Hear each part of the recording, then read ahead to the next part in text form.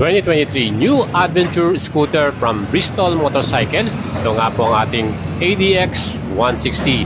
Ngayon po, meron silang mga bagong color na dinagdag para sa ating pagpipilian para dito. Meron tayong black, red, gray at white color. Yan na po yung mga available color para sa ating ADX 160. At ito po, na-testing po natin actually itong ating unit na to at nasubukan natin yung kanyang comfort at yung kanyang power.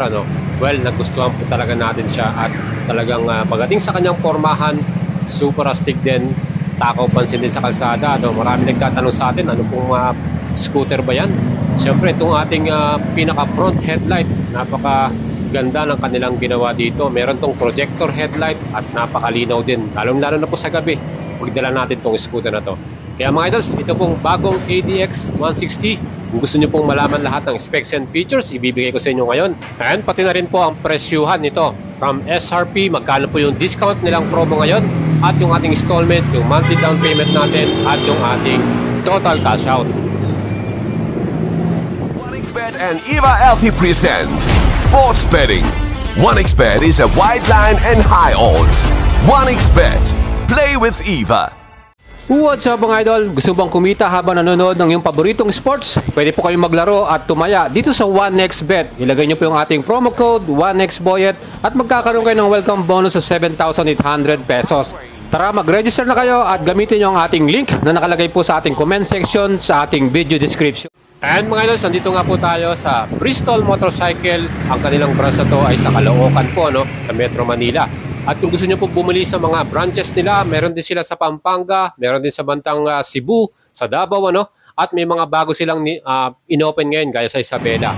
Mga idol, itong ating ADX 160, meron tayong mga new colors nga po para available sa inyo. Pagdating po sa kanyang engine specs, with 155cc engine displacement, single cylinder po ito, 2 valves, single overhead camshaft, at meron din po siyang maximum power na 13.4 HP at 8,500 RPM at 14 Newton meters at 5,500 RPM. Well, yung ating chassis mga idol, napakaganda ng ating suspension sa harapan.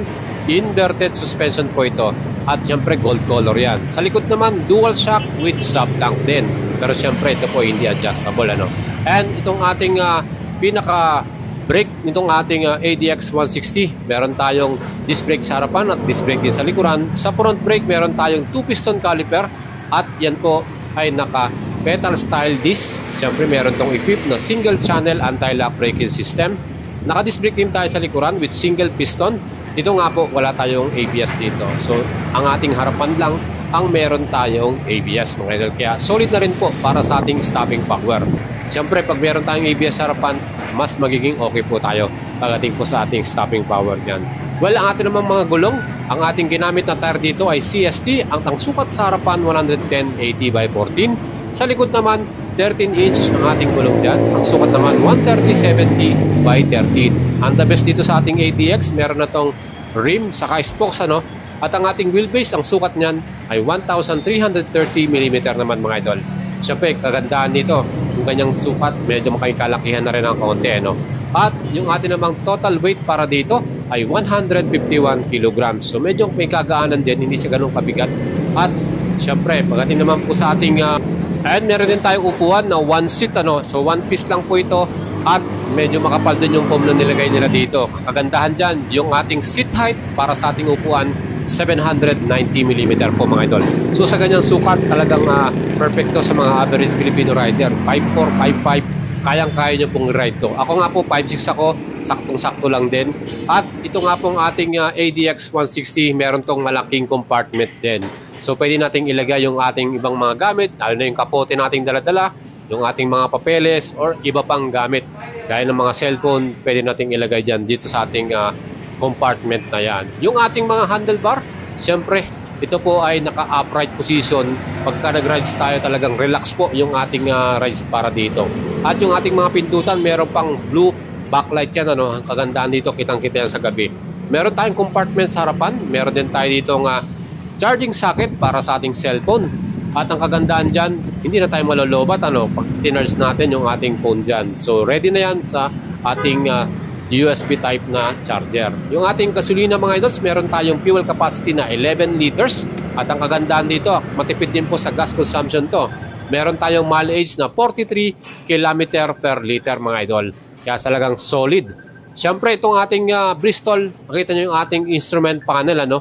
Ang kagandahan dito, yan po ay fully digital din. So talagang solid na solid mga idol, ano? At kitang-kita yung information yan. Meron din itong onboard navigation. Siyempre kailangan nating i-partner yan sa ating cellphone. Kita naman po yung ating headlight, talagang super linaw, ano?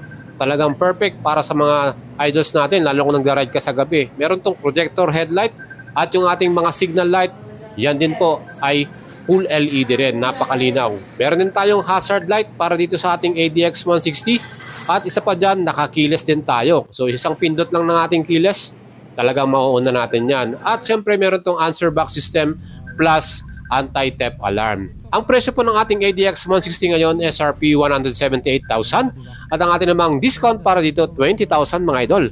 Siyempre yung ating total cost na babayaran dito 158,000. So yan po ang ating cash payment. May add pa yan na LTO, no? 3.5. Pag gusto naman yung installment para sa ating down payment, meron tayong 31,600. May kasama tong LTO, insurance, chattel mortgage at ang ating total cash out na yan, yan po ang babayaran natin.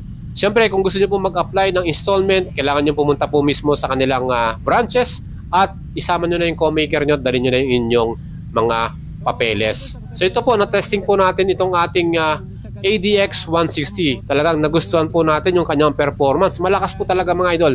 At siyempre, dahil super loaded na rin to sa mga hinahanap nating mga specs, ay talagang convenient para sa mga riders na katulad natin.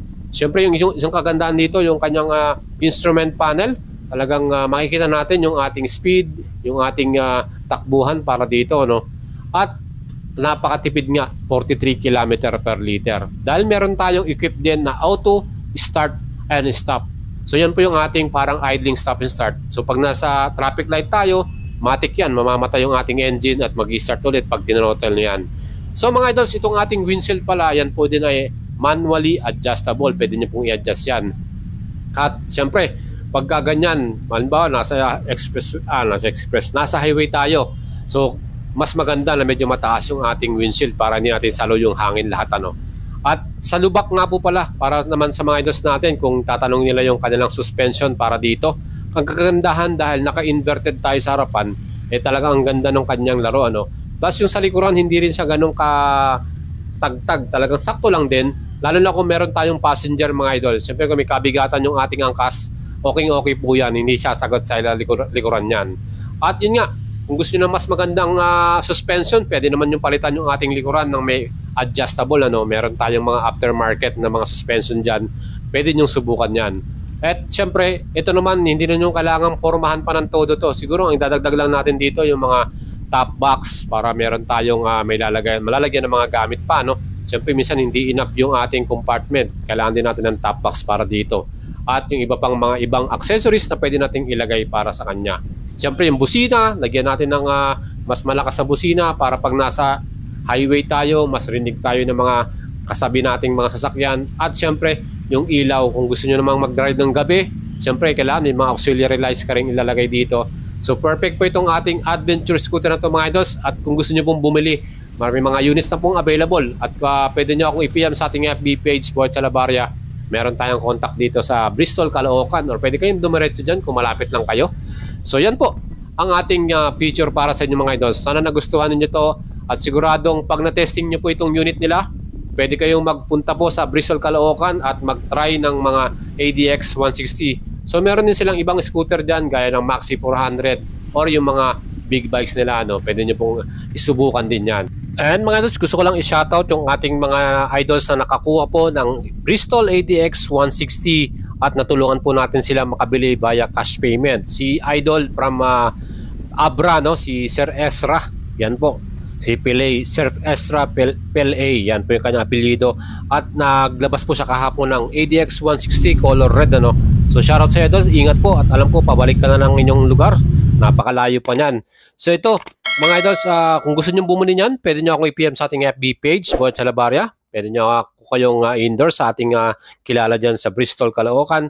At of course, huwag nyo kalimutang i-subscribe ang ating channel. At enjoy your day, plus ingat po lagi sa inyong mga rides. Idol, ciao!